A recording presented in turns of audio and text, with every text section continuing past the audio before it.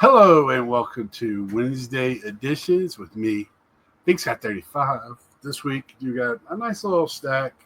Uh, Nothing crazy. A couple, or at least one of that I love. A series I love, especially for the autographs. But I love the series to begin with, in more than just baseball.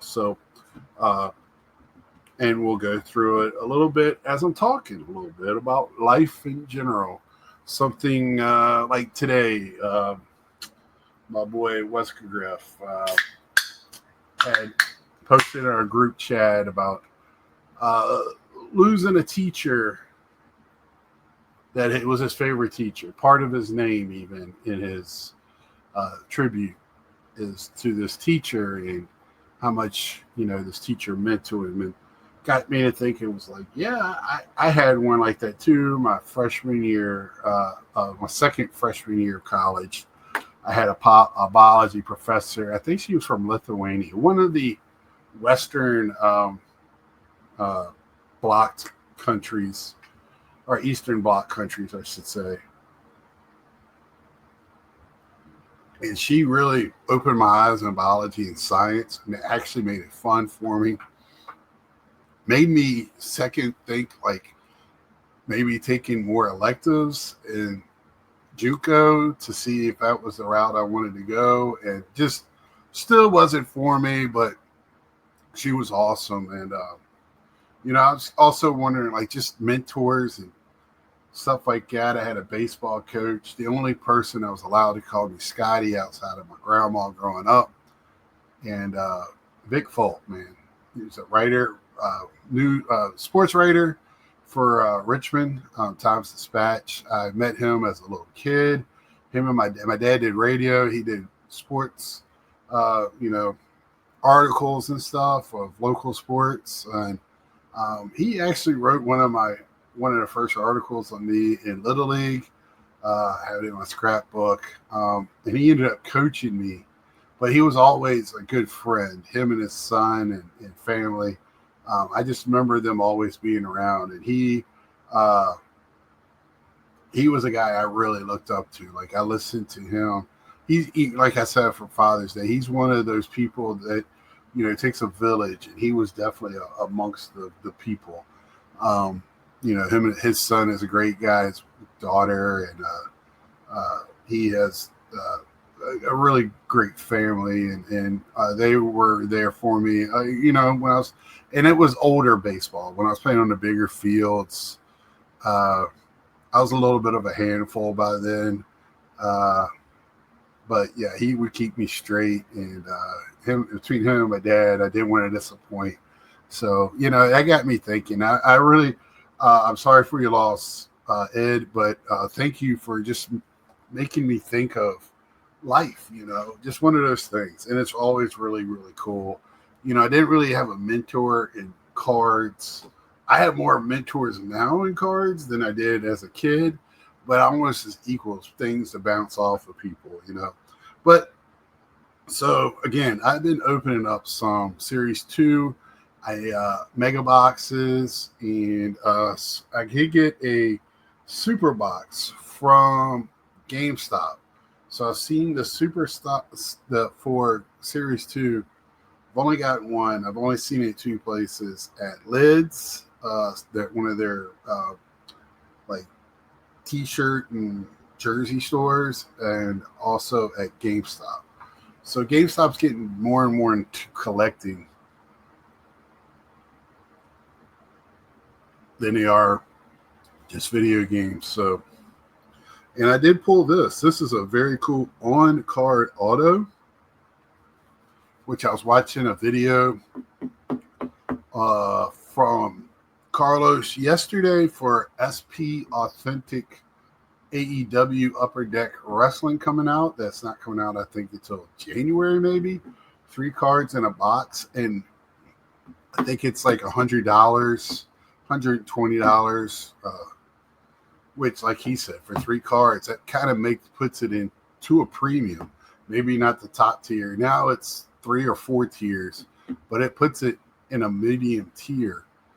It's more than like Topps Archives, where it's one auto card. But you do get a base card and another card with it. But this just came out of a mega box. Hall of Famer Barry Larkin on card. Barry Larkin has an awesome autograph. I do believe, and I could be wrong, that this is my first auto for him. So this is one I'll keep. Hall of Famers, All Stars card, people in the 80s and 90s, 70s that really players, any player that I really like, I like to have an auto of. I have a lot of autographs now, and this is one I'll probably keep, or I'll see if I have another one, which one I like the best. This one has me. I really like it. And like I said, I really enjoyed opening up retail this year. It got me back into opening up the occasional retail, however it is packaged, and Heritage as well, archives. Been having a lot of fun. I really think Fanatics has tweaked how that's packaged to get that everyday sale in retail. This is cards I got from Mike O, LLC. So I got this Acuna All-Star or Super Major League Star, which not a wholly agreeing with this one, but it's there, so I got it. Then I have his base card that I'll get autographed and put in my rookie collection. And then I got the base card for the set, the Soto base card. So those go in my set. I wonder why I had those. I did get the Series 2 set from him as well. No need to show all of those. Paul Skeens in both colors. Probably get try. And now the SGC is throwing a monkey wrench into my grading, I'll put these into my graded box, but I have to figure out what I want to do. And I'll have more on that probably Saturday because I don't know. I have no clue. All the help I can get. And it might not be green. Juan Soto, All-Star. This duel is pretty cool. They've done these in the past with thicker cards. They've actually done dual sets in the past. I think that's a play on that. So a little Pete and Francisco Lindor there. Summer Sensation Pete. All-Star Pete. And I need to look up now that it's been out for a while, because some of these All-Stars have two different colors, blue and red. I don't know if one's a short print or not. I know for a while they were labeled as nothing different, even on Topps.com's checklist. Pete Alonso for my Pete Alonso collection. And then the Pete Alonso Mega Box, or Silver Packs as they call it. I can't think you see that herringbone. Somebody said they thought they did something a little different this year. It feels thicker. And then, I like them. I don't think that herringbone, maybe that's what they were talking about, Pops. I think it was Hitman. He was talking about that herringbone, but the quality of the card is there. Then Major League Stars of the game. Then a duel of Julio Rodriguez, old J-Rod, and Ken Griffey. Ken Griffey in the blue All-Star. Ken Griffey in the red All-Star. Ken Griffey in the silver pack All-Star. See, that herringbone, I call it herringbone. At one time, I think it was called that. I can't, it's hard to name what it is, like the type of refractor. but the quality's there. It just doesn't have that pop that it used to have. Cal Ripken, All Star, and then Frank again, blue, and then Frank again, red. Next is going to be AEW, brought to you by Column C. So these are a few that I got off my website. All three of these, most likely, if I would have understood trading better like I do now, I probably would have kept them on trading and try to trade up for something I really want. These are this guy's a good wrestler and he's really good on the mic. He's just not. He's a middle tier and he's not somebody I would tune in for. This is going to be Fireworks, Orange Cassidy, awesome indie talent. Really not going to carry a show as much as they try. He's funny at first, and then the gimmick runs out for me. They had the Friends gimmick, which is okay, and then Eddie Kingston, who is just pretty much a great indie talent for and more hardcore, the tough guy. Not a huge fan of him. I think he's one-dimensional. And then some Tops Living. I think, yeah. So this one is Roki Sasaki. And I should have got two of these. I wasn't thinking. I just got the one. And Trey Sweeney. And then with these, I might have to bite the bullet and pay up to get them in SGC slab before the slabs go away. I don't know. But more to come on that later. My thoughts on that. Quite a few Tops Now stuff. And something that kind of cooks me a little bit, and we'll talk about it here in a minute. First is Jack Cagliadine. His first career 4-hit game I got for his call-up. I try to get their call-ups, but then I miss them, and then I try to get something for them, so I have it. So I got that. He's supposed to be one of their top prospects. Juan Soto, who knows for what. And then this is a David Wright, Pete Alonso.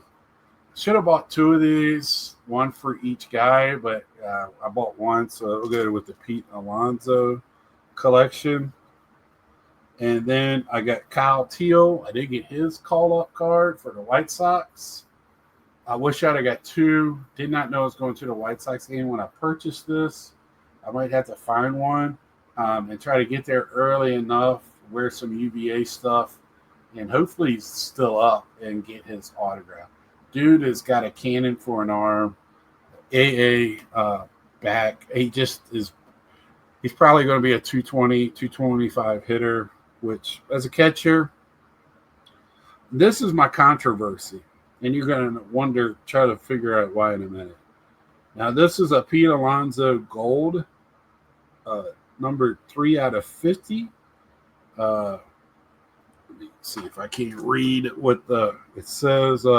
11th career game with 5+ RBIs is a new Mets record, which that's a pretty good record. And I got the gold one out of 50, right? Awesome. And I really think gold. I know a lot of people are bantering about black. I think gold and red are the two colors that most people really want. I'm a huge orange fan when it comes to Mets. And I like the blue as well, but the orange just sets it off really well. I like the non-dominant color when it comes to a color match. I just think it really accents the card real well. But what's the controversy? Did not get the base of this one. They just sent me this. At one time, Topps would send you the base. You would get the whatever parallel it was, and then you would get the base card as well. I did it Topps Living with the Roy Campanellas. I've done it a couple other times in the past, and then they did this the way a while back, and then people complained because their Tops Now is really for they don't. It's not a card you're going to buy and flip. It's not something you're going to hold on to and make money off of at all. It is a player or team collector's card. So to have this card, I'm almost wishing they would never do gold because now I don't have it in the base. I love this. Don't get me wrong, but now I don't have the base one, and really won't look for it because it's Tops Now. If it comes up, like on when I'm looking, especially on sport lots when I'm just pulling up somebody to gets to buy some cars from. If it's on there, I'll pick it up. But it's not going to be a car to actively go after. I think Tops, and I think they figured it out. If for some reason it can't cost that much for them to send out the printed card, because that card, when they say there's 600 and say 2,000 of those cards printed. Well, you already printed a card for my purchase, and you randomly gave me the gold one. Shouldn't I get the one that is in that print run as well? Because I don't think the gold ones count in the print run. And that's what makes these Tops Now and Living. People want these short print cards, and they are. When you're talking about 2,000 cards, that's not that many in the, especially as a player collector. If you're a hardcore player collector, you're not the only one. There's more than two. Believe me, as a Gary Carter collector, when I really got into it and dove into it, going and accepted the fact that I'm a Gary Carter collector, it was amazing how many Gary Carter collectors are. And Pete, being on a Mets team, New York, there's more, there's a lot. And a lot of people don't understand or even know that this Tops Now and Living sets and Throwback Thursday, when they had those, they were such a secret in the world of collecting. Nobody knew about them. Tops didn't promote it. Fanatics definitely doesn't promote it. They're doing away with them. I just think Tops Now and the Panini or has the what is it called, the instant cards, and then Upper Deck has the game. They do a same thing, especially with wrestling. They do. I don't know if they do it with hockey. Yeah, they do it with hockey, wrestling, and Canadian and USFL football. I think I got that right. Yeah. So they all do it, and it's pretty cool to get a low print run of your favorite player or players of your team. Next two are two purchases I made on eBay. Like I said, most of my eBay purchases have been gifts. I got most of them packaged up in front of me. I got to go pick up a couple from my P.O. box tomorrow, and then I'm done. But the first one, I was a little upset because I was misled, thinking I was getting a Bowman U Caitlin Clark, and I just got a regular college Bowman U Caitlin Clark. I don't know if it's called Prospect or not, but I did pick up the Bowman U first Caitlin Clark Chrome. And I got this on auction, and pennies on the dollar on what it goes for. That's one thing I kind of touched on, I think, after the show the other night. We talked for a while. Me, Joe, and Carlos, and on some things on like how, comps. If I'm buying at 70% of comps, well, isn't that 70% of comp now the new comp?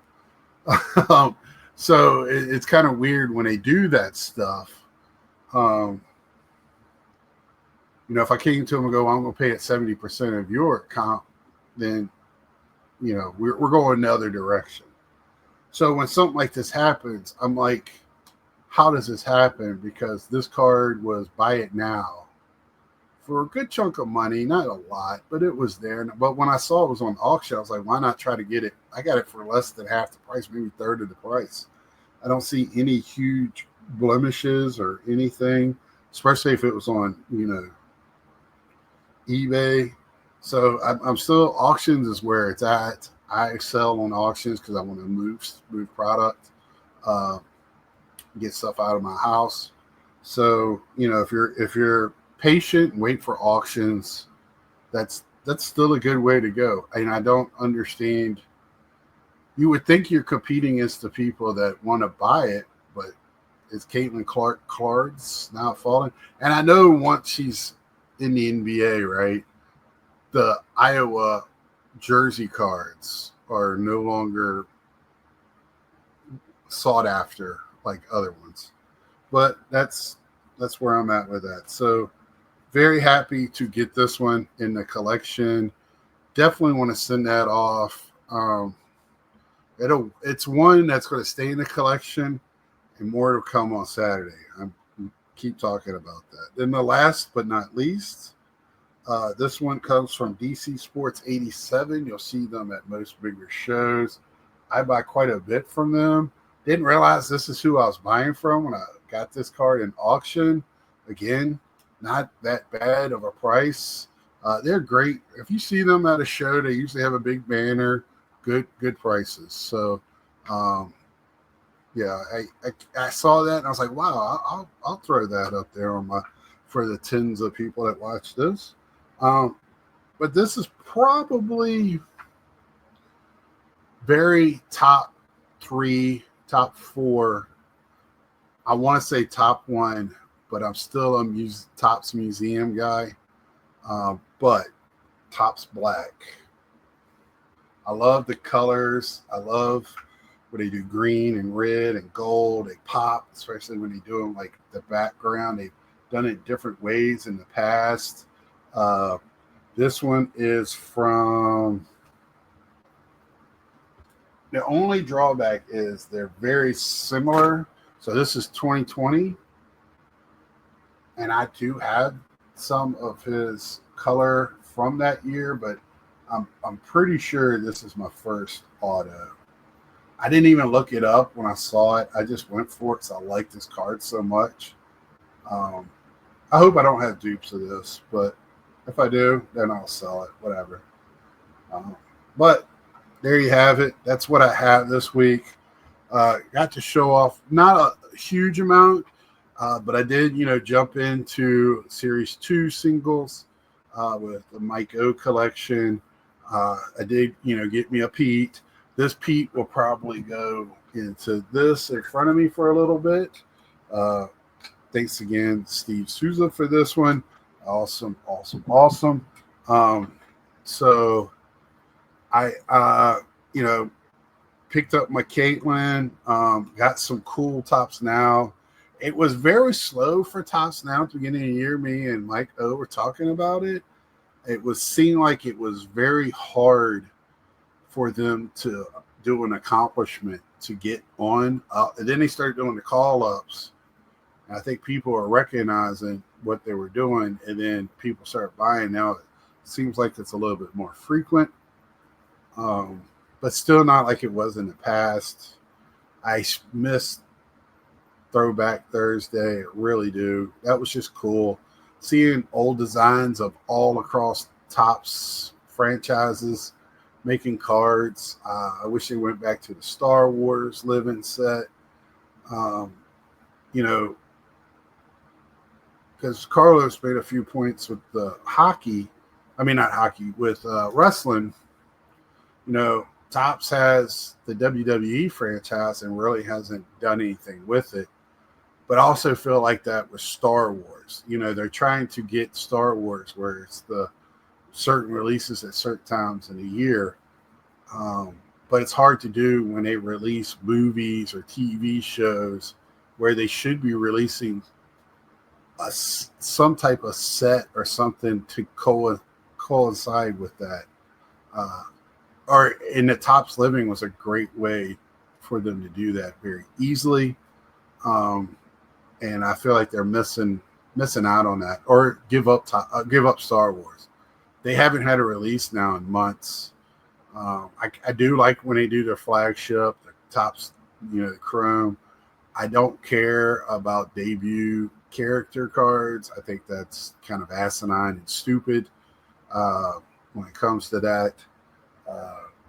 And I think they do a good job on autos. I don't need 8,000 different sets like you got in baseball, but they did do an Andor, but they didn't do like a complete Andor set. That's one of their best, one of the best things that they've done Star Wars since Disney's taken it over. That if they did some with Andor and Rogue One, which they are tie-ins, would be awesome. That movie and that TV show are probably two of the better. Ahsoka's great, and they're tying all this stuff up. I'm sorry that I've gone into Star Wars, but you need to go and watch Carlos about the wrestling. I think it's on his wrestling channel. Him talking about the breakdown, but to me it was more hit on some notes that all on this non-baseball, non-football, or the non-big three sports, and even I'm a little frustrated with Tops in baseball. There's no consistency on when stuff's coming out. You don't know when it's coming out. It takes up to the last minute to get checklists. I wish they would tell us something for the national, like what's going to be the stuff to buy. So they get the silver packs. They're going to do the silver packs. They sell so much product because of that. That's a no-brainer. Even if they do it on their own with no coalition with the national, it's just that's a no-brainer for them. But that's all I have for you this week. Like I said, nothing last week. I had like 2 cards. I like to have a handful, at least, to have something to talk about and reminisce,